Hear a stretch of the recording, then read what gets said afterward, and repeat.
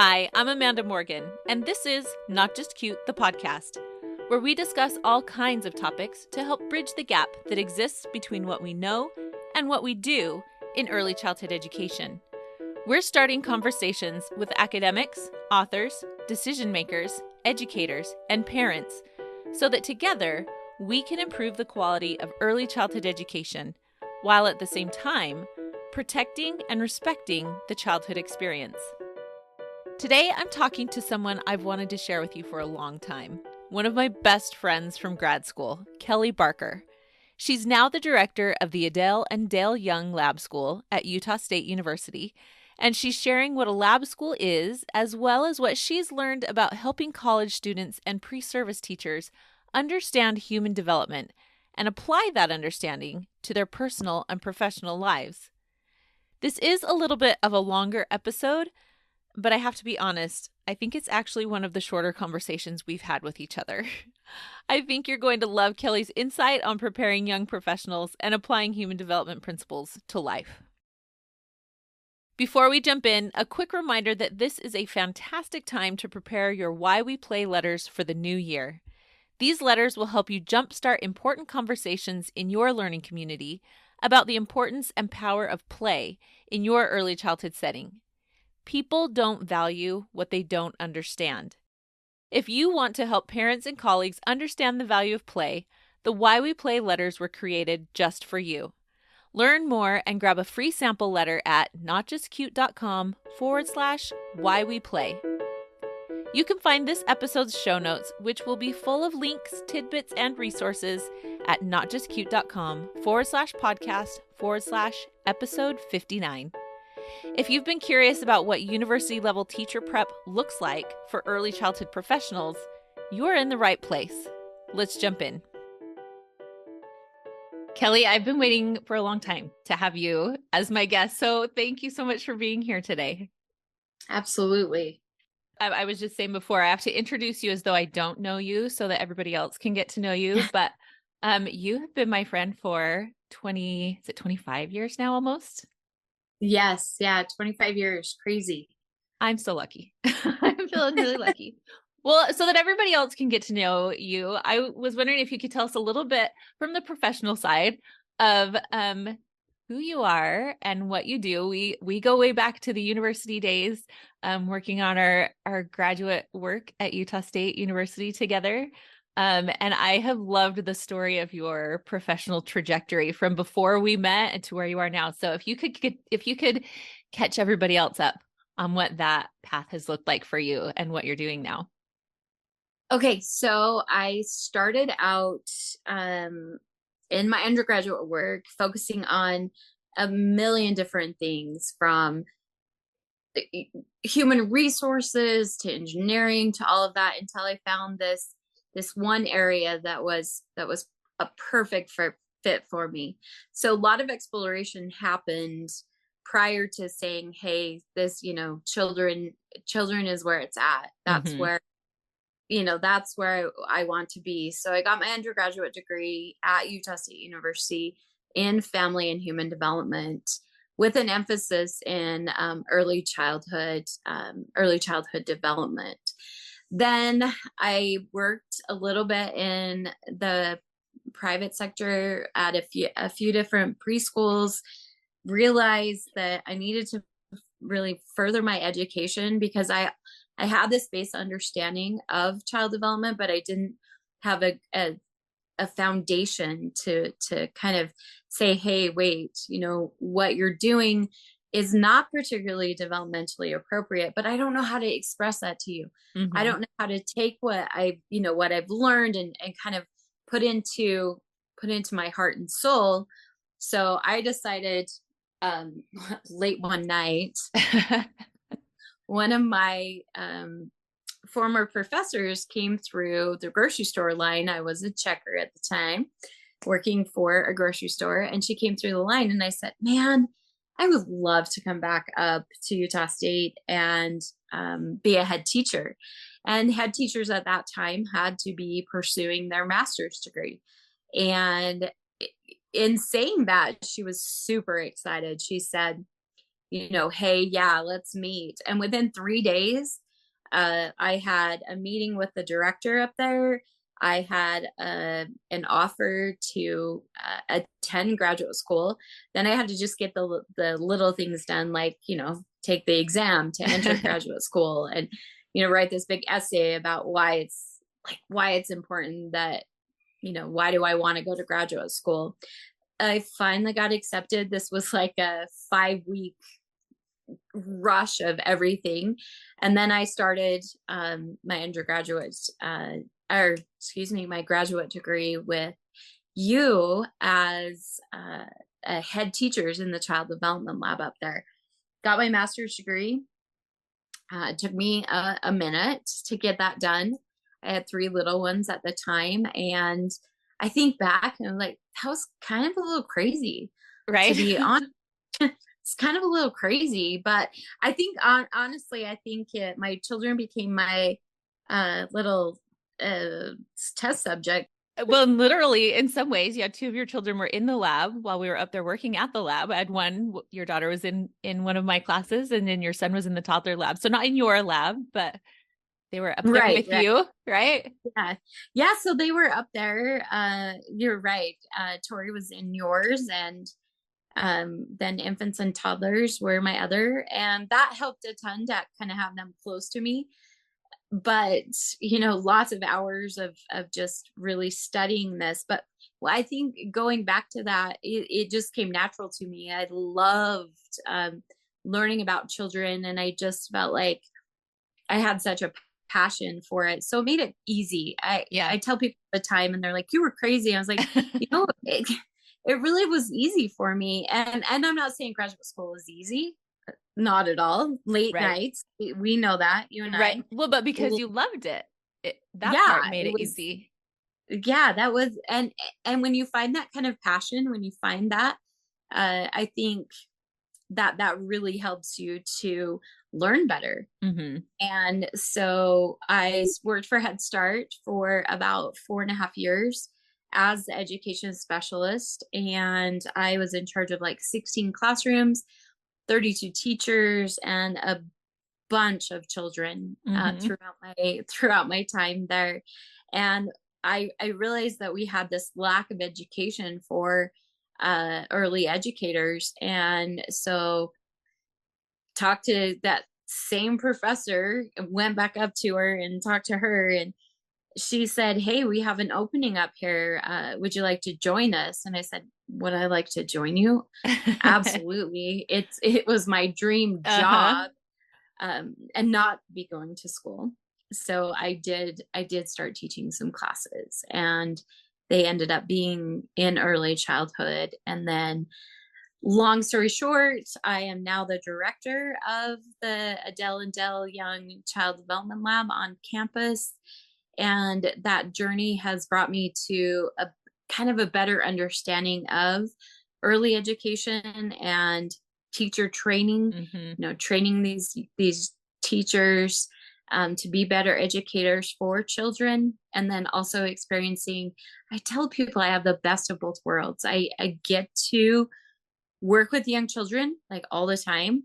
And then I also get to really experience that teacher preparation or the teacher training with those pre-service teachers. And man, over the 15 years that I've been doing that, it's been a definite shift, a definite, with my identity, and obviously my teaching philosophy has changed throughout the years, but that foundation that I always wanted still there. It's just the approach that's kind of changed. Yeah.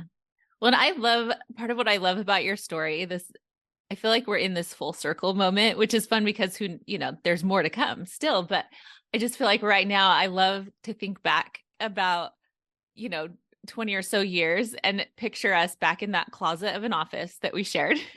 Yeah. Where I say that is the seeds of Not Just Cute, where you and I would talk about students coming in and talking about, I have a really cute thing I'm going to do in my class, right? Or this is the cutest thing. And so Kelli was right there. Kelli helped, is part of that concept of what became Not Just Cute. And I also remember you talking about how this would be your dream job.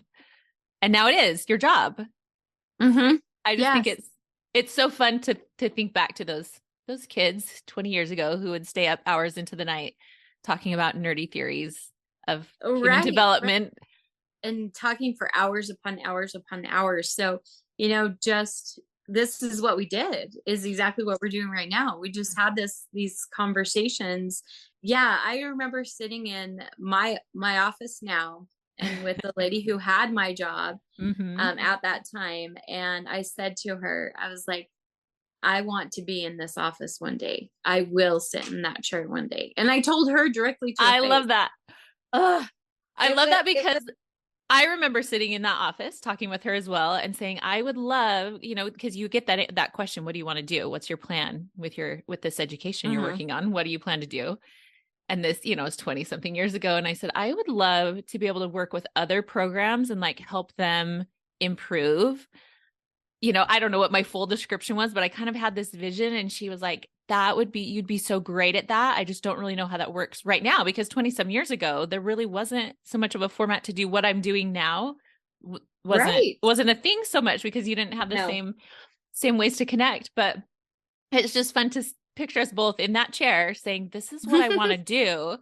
And now we get to do those things. I just think it's a great, not just a testament to the work that you've done and the way that we've helped each other and supported each other, but I'm biased. I'm a big fan of Utah State University. And I just really think there is a culture of support, especially in their education programs. Absolutely. A really strong program. Well, I want to back up for people who didn't spend hours in the hallways around the Child Development Lab whispering about theories. What is, for people who haven't heard the term or are not familiar with a Child Development Lab, it can conjure up some really curious ideas. So how do you explain to other people what a Child Development Lab is?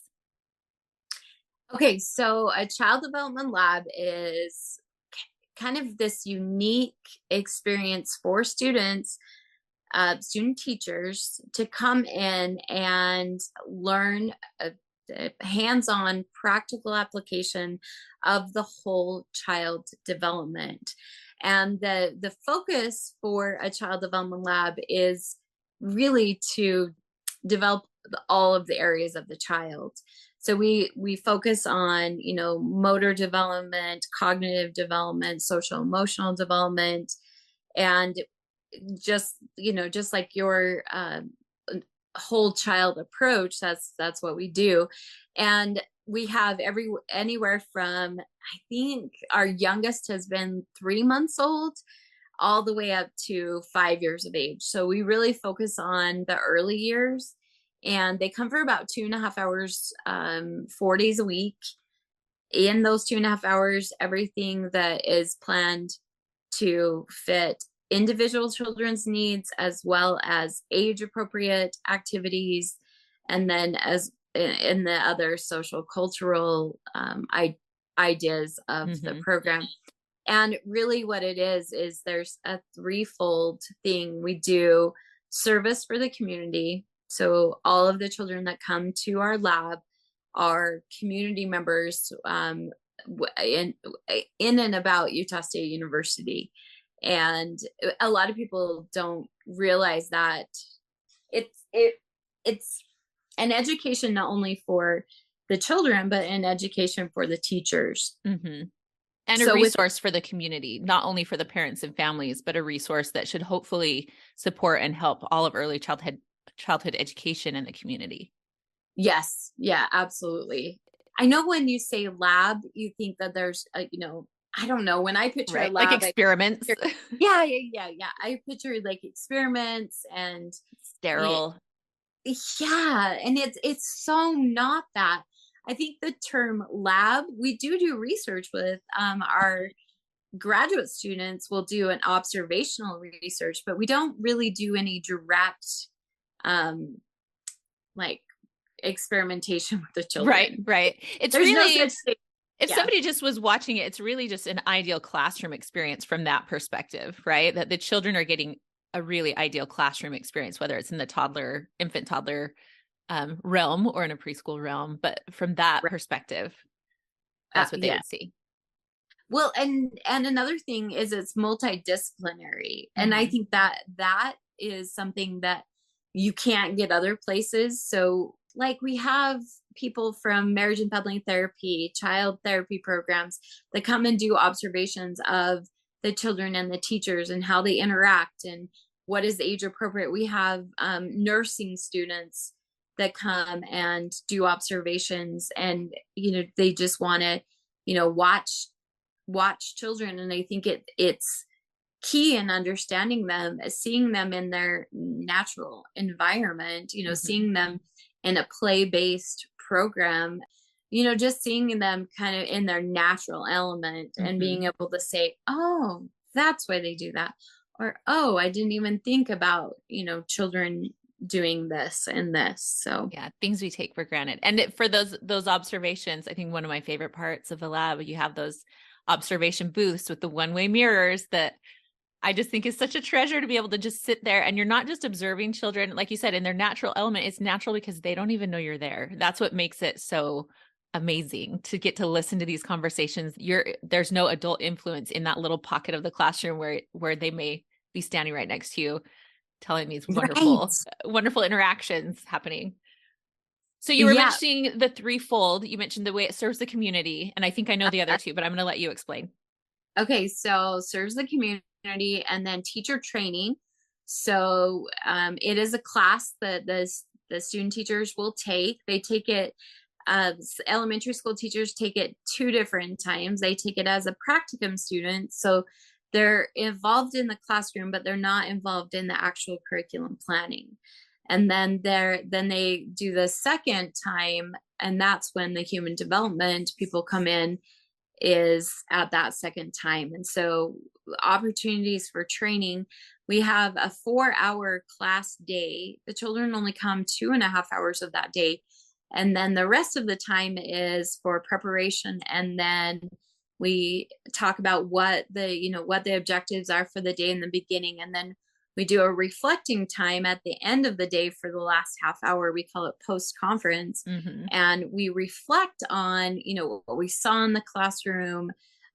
We create learning webs, and so there's a lot of reflection, which you don't get in other I was settings. just going to say that is part of that ideal lab experience that I wish we could stretch out a little bit more. I know you can't take as much time, but I wish we could implement that as a more standard practice in programs, or even if it's a personal practice, that we would have this pre-conference where we, clarified Yeah. here's what we're going to do. Here are our intentions. Here's why this activity is not just cute. Here's what we really want to accomplish with it. Mhm. That was the whole purpose. And then the post-conference to be reflective, like you said, how did things go? What are some things we notice that might inform our practice going forward? How Mhm. could we, just all of these reflective practices that really improve personally their own practice as a professional and improve what we're offering to the children in the classroom. I just think it's such a fantastic practice that I wish was more common. I completely agree. I think they learn so much from the understanding of the pre-conference. Like, oh yes, I should be talking about, Mm-hmm. this particular objective. And then after, what went well, what needs changing, Mm-hmm. are we meeting the needs of these children? Are we meeting the interests of these children? Mm-hmm. If we could have that I mean, that would be the ideal situation, is to have it in every program, like Yeah. every type of program that works with humans. I mean, Mm-hmm. not particularly just children, but every program That's could, true. yeah, could have some type of reflective, time to say, this went really well, or how can we improve this particular part of, you know, of the lives that we're working with. And man, I tried to implement it at Head Start. It just, time is such a constraint. Mm-hmm. Like they're they aren't forced to be there. Like I force my student, just kidding. I don't force But my it's part of student. the class, right? It's part of the class to Yeah. be there and have that discussion, because that's part of the mentoring and the support, and being able to Yes. say, I had this really hard interaction, this child that was really dysregulated or showing really challenging behavior, and here's how I handled it, but I don't think that was the right way. And to get that feedback from other people to say, well, here's, what has worked for me before, or here's what you did that really was working. It just was still hard. And just to have Mm-hmm. that kind of support and mentoring, I think, man, it would be so valuable. But like you said, it's a required part of the class if you're doing Right. the work in the lab, and it's not, we're not compensating teachers for that time that is really would be an effective part of the work that they're doing. Yeah, absolutely. And they're, with administration, because I have transitioned to, full administration of the lab. I go in the observation booths and I watch. I don't know if I ever clarified this, but the head teacher, so the person in charge, like you and I were, are getting their graduate degree. So they've graduated with their undergraduate degree in some type of early education or early childhood development. And so I'm really, as administration, I'm there to give feedback to those head teachers, or watch behavior challenging behavior in the classroom, and offer my expert opinion or my expertise in that particular area. Working with children, you get different things all the time, but then there's also those things that are pretty consistent. And as you look at new teachers, that's something that I can offer, just based on experience. You've been in all of those positions that these students that come through the lab, you've done all of those and more. Yeah. It's like even down to the person who changed the guinea pig cages and did singing. And the parent on the other side too. I mean, you really have done all of them. Yes. Yeah. I've been a parent. Even my oldest child went there before I even started. I don't think I realized that.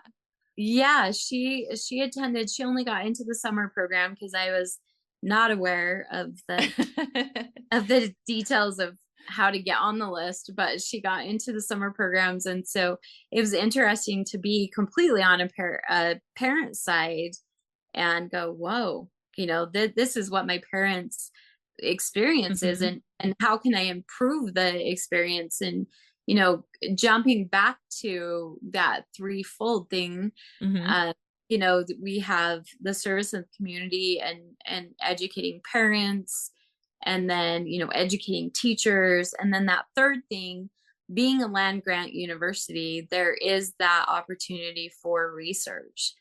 And, we do have observational research that goes on. And it's beneficial to the graduate students that aren't particularly interested in working with the children, but are really interested in, the dynamics between the teachers, or, there's been so many different things that these graduate students that don't, like I said, don't particularly want to, be in the lab, in the classroom. Right. That they can come in and, do some research. Well, and that interdisciplinary nature is really what childhood development is about, right? That you can serve that support to those other disciplines, and their work informs the work that we do in the classroom with children. That I think even just recognizing that aspect, that it's not just about taking care of the children for a few hours. It's all of these disciplines and understanding all of those pieces of information that go into understanding how children learn and grow, and how we can best serve them and their families and our community. Yes. Yeah, 100% agree with that. I think that you really do a disservice to children when you don't include, more than just that taking care of those children. You've got to have all this other input in, informing your decisions about what you do with the children. I find it so interesting. I've been investigating play therapy a lot, and, just watching children that aren't particularly doing play therapy, and how much play is therapy for children. Just naturally. Right. You see the one side of like this formal play therapy degree, and then you see children processing things that have happened in their day. Dad was speeding coming to work. I still remember that child like running into the classroom going, I'm so sorry I'm late. so sorry I'm late. And I was like, no, it's okay. The whole routine of like, put your backpack away, go wash your hands. And then he's like, he was speeding. And I thought he was going to get arrested. And the whole day was that happening. The whole day he was telling that exact story. So, for him to just be able to share it in that environment and realizing, man, there's so many things that affect these young children. That's a really big thing to process for a 4-year-old or a 3-year-old, or for some of us as adults as well, right? Yeah. I don't think we give children enough credit. I mean, I say that all the time.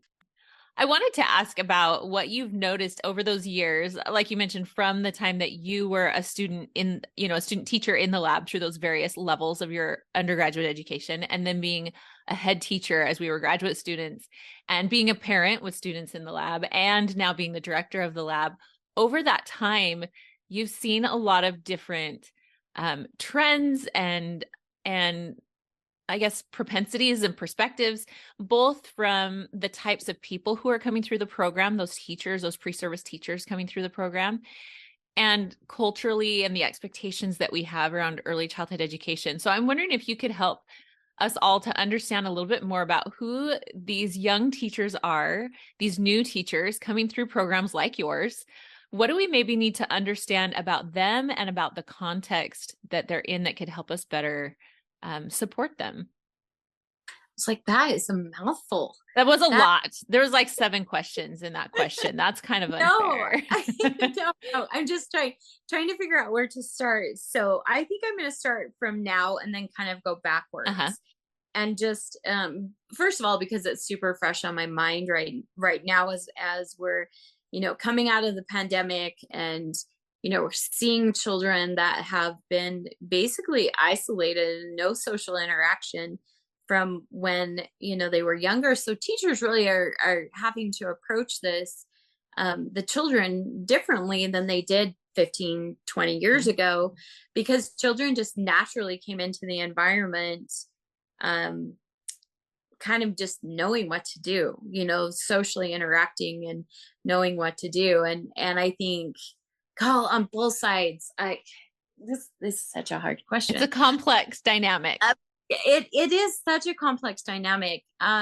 So in the early years, when I am switching directions now, in the early years, I felt like this whole idea of play-based education was very well accepted, and it was something that we were able to teach our teachers better. So I teach the preschool methods and curriculum class. Prior to those teachers coming in as student teachers, I remember taking the class as an undergraduate student and just being in awe of what we could do with children, and how they learned, and the different areas of the classroom, and what they were learning. And so for me, I was like, oh, this is fantastic that children learn this and this and this from just playing in blocks. And I say just playing in blocks because I think a lot of people, perceive that. So trying to take what I remember as an undergraduate student and transferring that to being a mentor as a head teacher to those, to the student teachers that I was mentoring when I was doing my graduate work. I think it changed my idea of what they were seeing and what they were hearing. And then I got to go be that teacher of the preschool methods and curriculum. And for me, I was like, how did I get to where I was at? So I did a lot of self-reflection. Before I started teaching that class. I did a lot of why do I believe the way I believe? Why do I say children instead of saying kids? Why does that matter? To me, why does that? And that's such a simple thing, but it's something that, I had to reflect on as I approached teaching curriculum to those student teachers. Teaching that class now, so difficult to get the idea of play as a tool for learning, as that vehicle to, for learning, to get there to an understanding. Man, every single time I get this really, pushback from these elementary school teachers that are being taught direct instruction, and this is the only way that children learn. And before, I never got ideas of worksheets or flashcards or anything like that. That was easy to dispel. That was easy to say, well, those aren't appropriate. Now it's I find it very, very difficult to do that, because we have the education system pressuring us, but we also have parents pressuring, because I honestly don't know how. Like, I think every day on that particular subject, as educating parents, educating teachers in what is best practices for young children. What is, that's the biggest question. So I think that my students, I could say a lot of things. I think that they've become a lot more sensitive to certain things. And I think that they need more validation than I've ever had to give them for work that they're doing. And that's been difficult, because I feel like I like the intrinsic part of it. I believe less in behaviorism and believe in the intrinsic, coming from a point of understanding and doing. But I see so many of my students now needing that grade, needing an A, no matter the cost, no matter the cost of their health. And is it just about the grade, or is it also like the verbal? Do you feel like they need more like verbal validation from you, need more assurance externally? So it's all of that external validation. They're looking a little more so than you've seen before. Yes, that is one thing that I've seen big. Not that, 15, 20 years ago that they didn't want that validation. I think that we did a better job, or, they were more receptive to that intrinsic feeling of like, wow, this is what I see. This is what I wrote. This is what I see. This is the outcome of this particular thing. So just being able to process that, and less about how many points they received on this exam and how many points did I do. So seeing this and being the type of teacher I am for pre-service teachers, is one semester I took all the points away. It was such an experience for me, also for my students. I told them, we're going to do assignments because we're learning. We're going to do assignments. You're not going to get points for it. You're not going to earn points for it. How are we going to track what type of grade that you'll receive at the end? And all of this. And man, I saw students just super excel. It was quite the experience. You told me a while ago about an assignment that you gave. I'm trying to remember if it was your basic human development class or if it was one of your teaching methods class, but you said that you noticed that they weren't noticing other people, and that if they were going to study humans, they needed to do a better job of noticing people. Can you tell a little bit about that assignment? Oh yeah. So it was just for my basic human development class. And I've done that a couple of times throughout my teaching career. One time I said, I want you to recognize how many people look up at you and smile, but I want your head up. I want you smiling first. I want you to interact. I don't expect you to talk to strangers or anything like that. But, I would tell them, I want you to experience this for 24 hours, for one day, just experiencing how many people don't look you in the eye, because we talk a lot about technology. We talk a lot about, avoiding eye contact. We talk about a lot about that, and how when you're working with humans, it's so important that you can have eye contact and that you can create an emotional connection with others, especially teaching little ones. Mm-hmm. They need to know that you are there for them individually, just for them. So I was like, if you guys are going to work with humans, you kind of got to know humans. Mm-hmm. So I had them do that one time. And then I also told them about a couple areas on campus that had some cool things.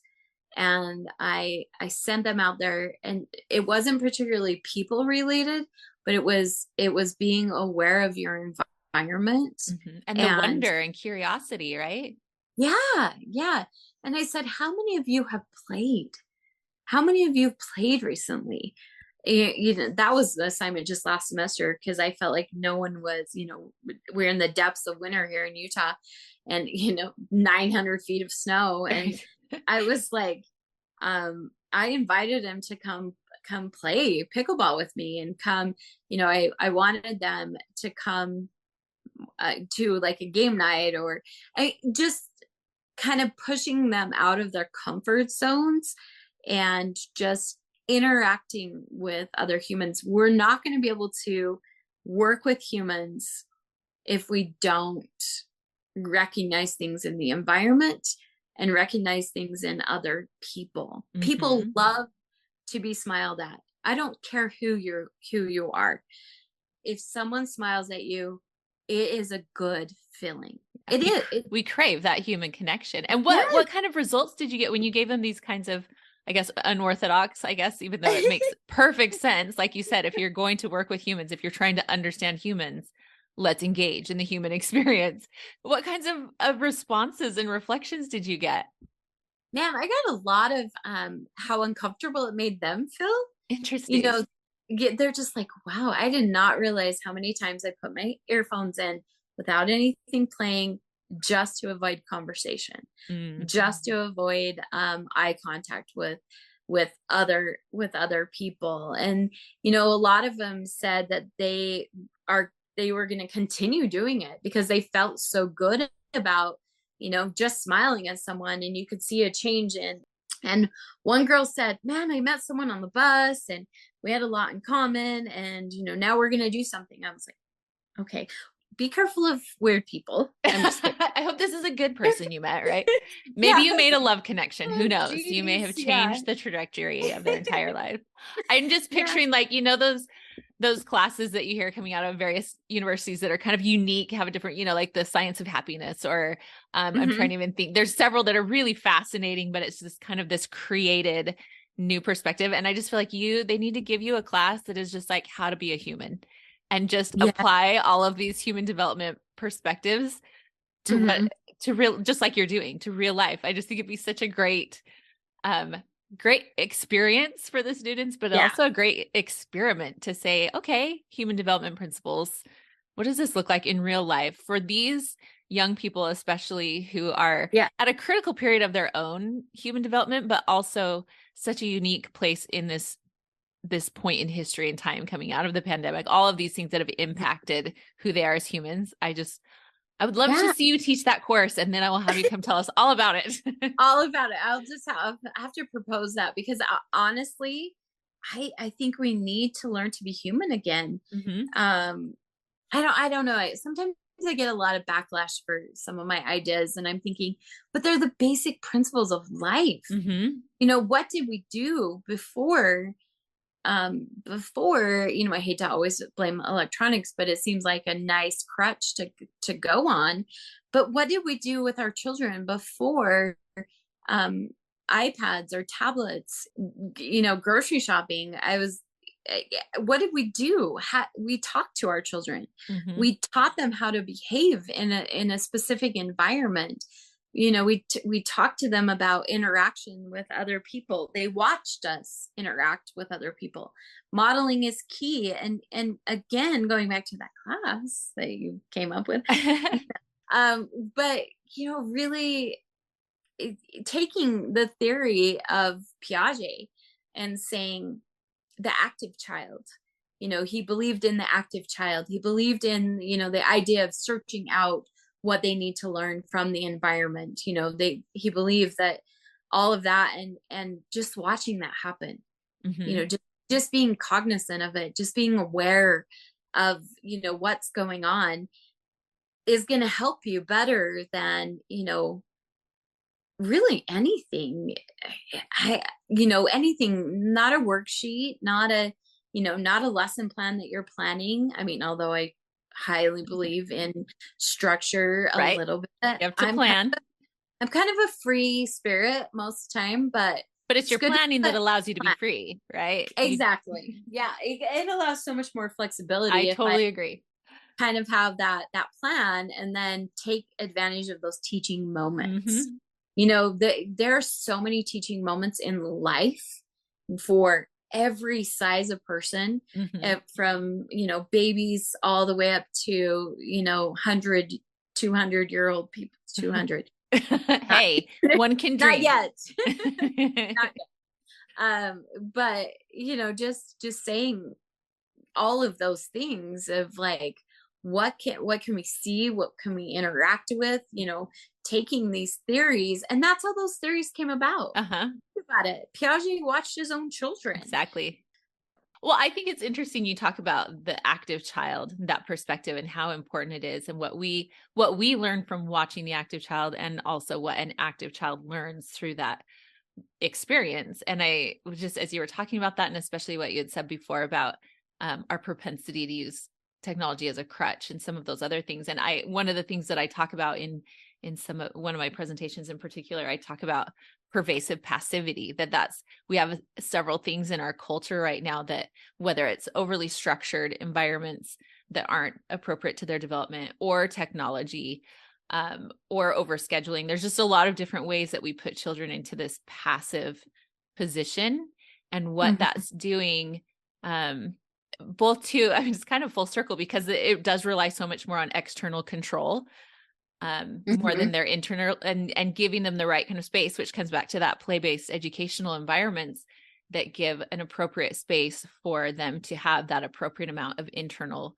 locus of control, to be an active child, to be able to develop and grow, and to have adults who are aware of those things so that they can properly scaffold and support all of those experiences. I mean, it's really, like you said before, easy for people to overlook.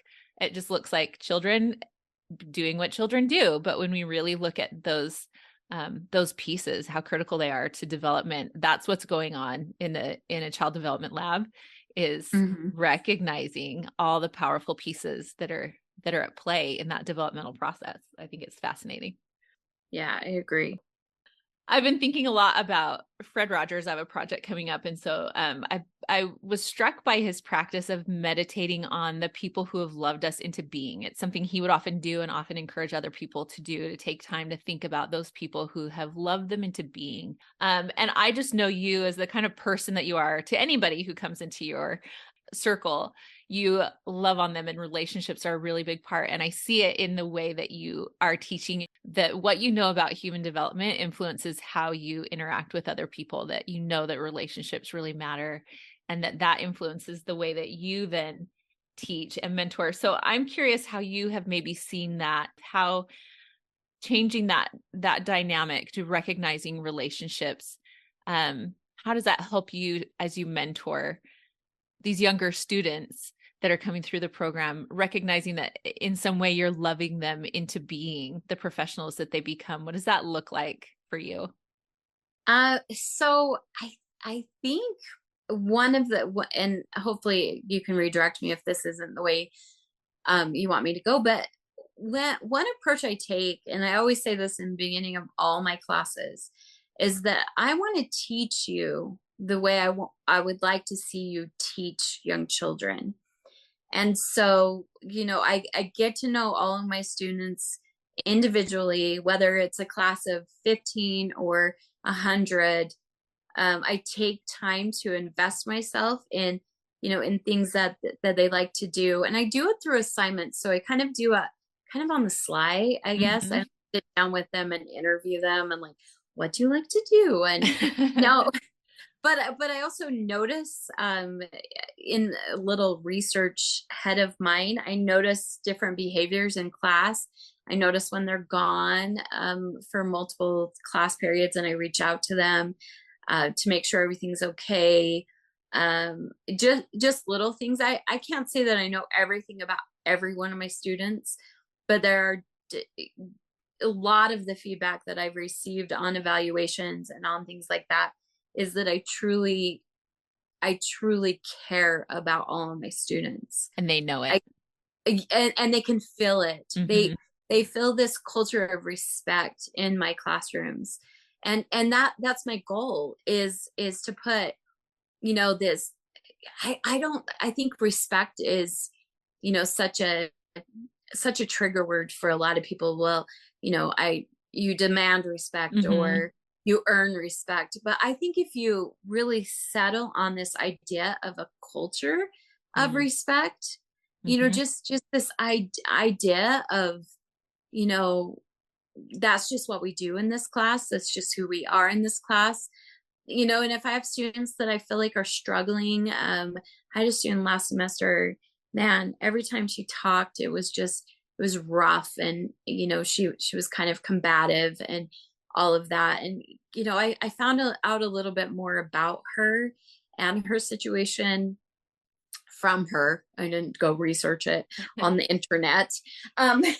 But I found out a little bit, and she's going through a really, really rough time in her life, with, different things happening. And so her outlet in class was that she felt safe.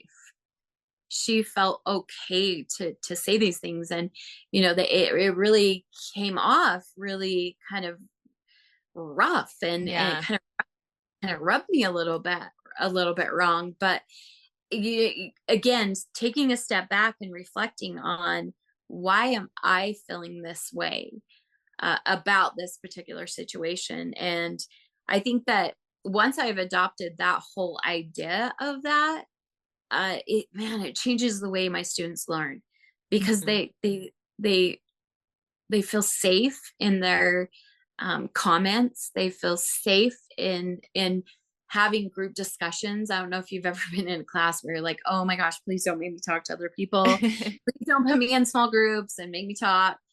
For us, class is a lot like what we're doing here. Mm-hmm.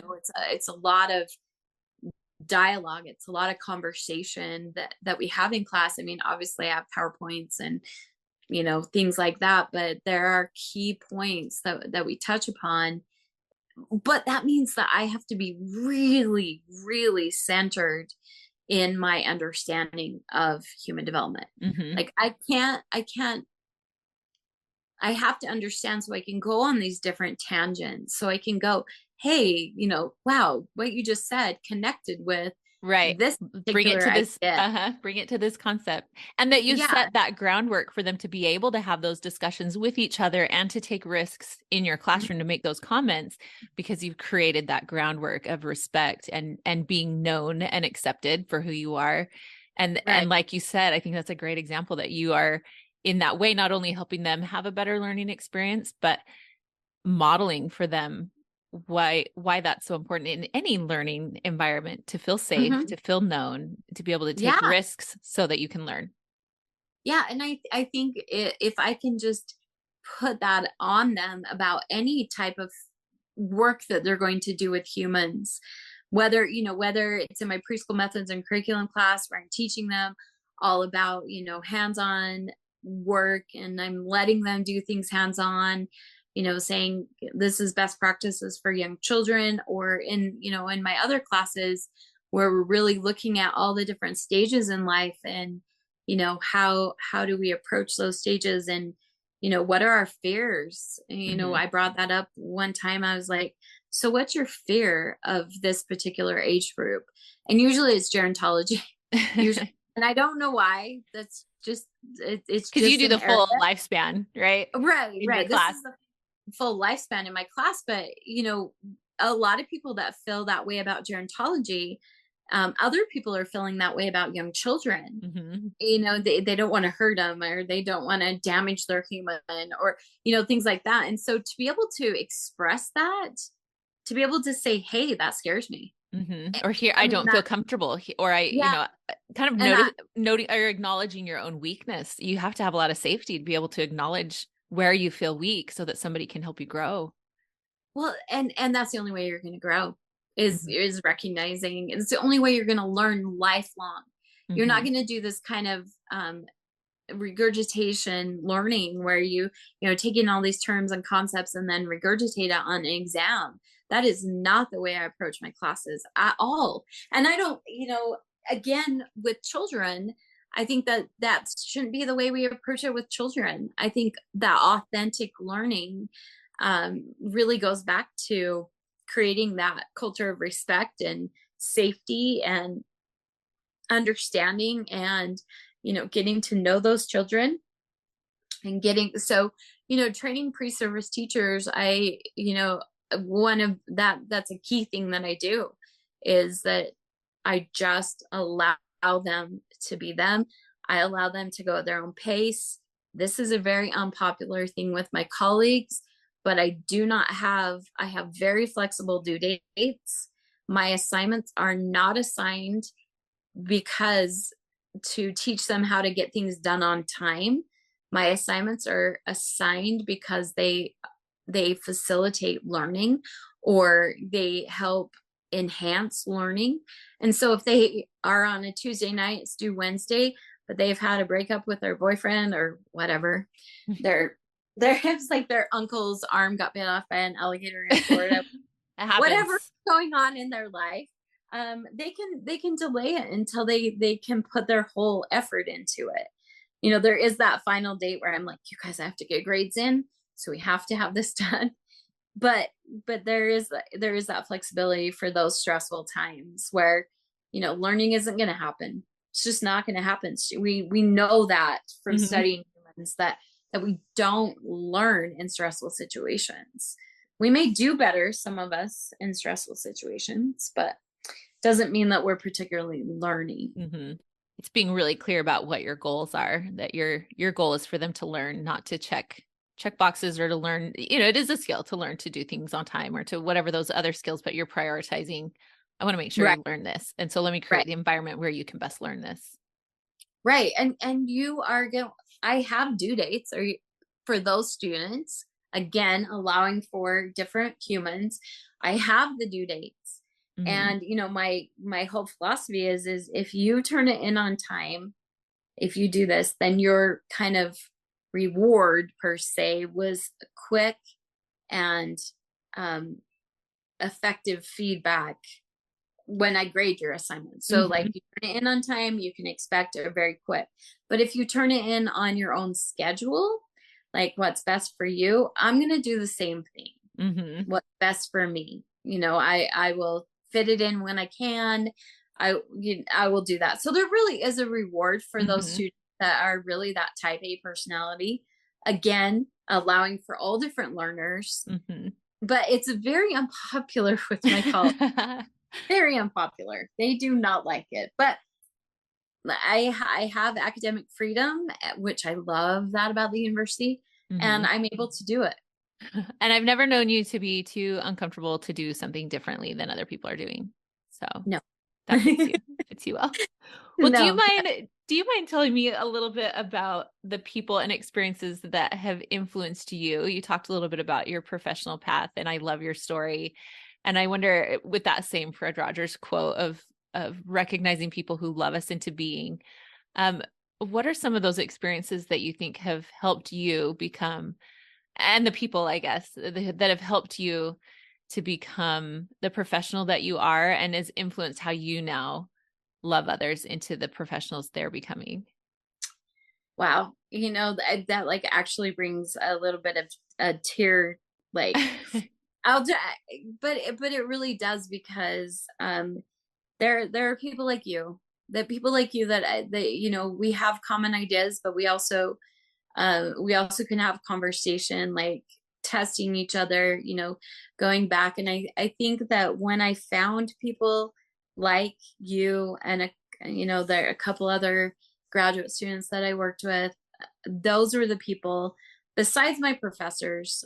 I had two very prominent people in my life that did that. But really getting to the point, and this is what's tearing me up, is children are the ones that really loved me into what I love. Is that how you said it? Yeah, love you into being. Yeah, loved me into being, because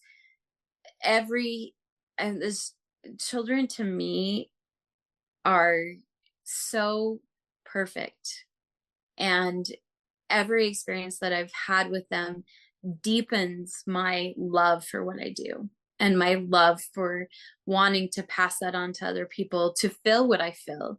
You know, when I'm working with children and when I interact with an individual child, whether it's at the booth in the restaurant across the way, or I don't even know who this child is, or, you know, that deep conversation that I have with a 4-year-old about a tragic event that's happened to them while we're playing with blocks, or, you know, or the silly ones, or the ones that pop out of their head out of the classroom and say, Teacher Kelli, can you play? You know, all, and I'm trying to do all this paperwork. I'm like, right, absolutely, right. I'll be there. Grab my coat. I'll be outside.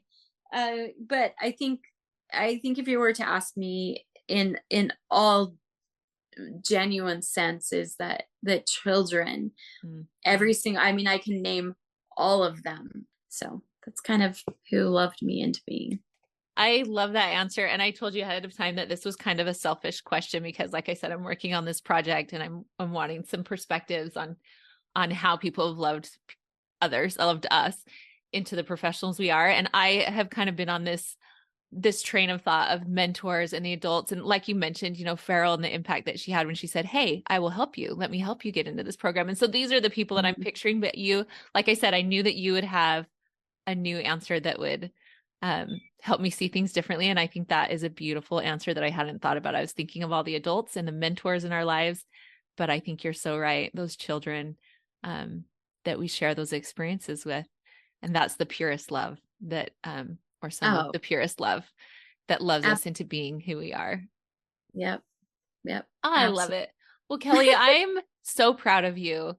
And so grateful for you. And I could obviously talk to you for many hours, and I have talked to you for many hours. Right.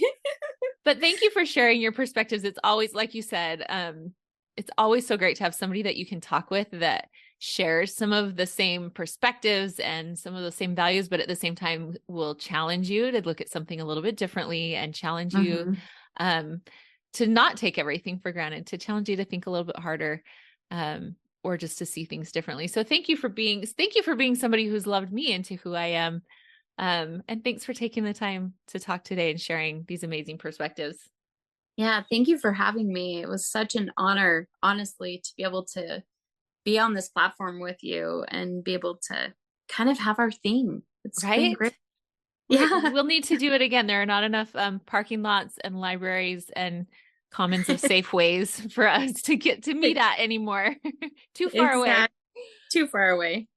Well, thanks again. And we can't end this episode without saying go Aggies. Exactly. Go Aggies. Thanks again for listening to Not Just Cute, the podcast. You can find show notes at notjustcute.com/podcast/episode 59. There you'll find links and other fascinating tidbits I know you'll love. You can also hit up the show notes for a link to the Why We Play letters. Head to notjustcute.com/podcast/episode 59, or go straight to notjustcute.com/Why We Play to get signed up and download your free sample letter. The Why We Play letters will help you start conversations and advocate for developmentally appropriate, play-based early education. I'm Amanda Morgan. You can read more on my blog and sign up for the Not Just Cute newsletter at notjustcute.com. You can also stay tuned for social media updates on Instagram by following me at Amanda_NotJustCute. Thanks for listening today, and as always, thank you for standing up for children and for childhood.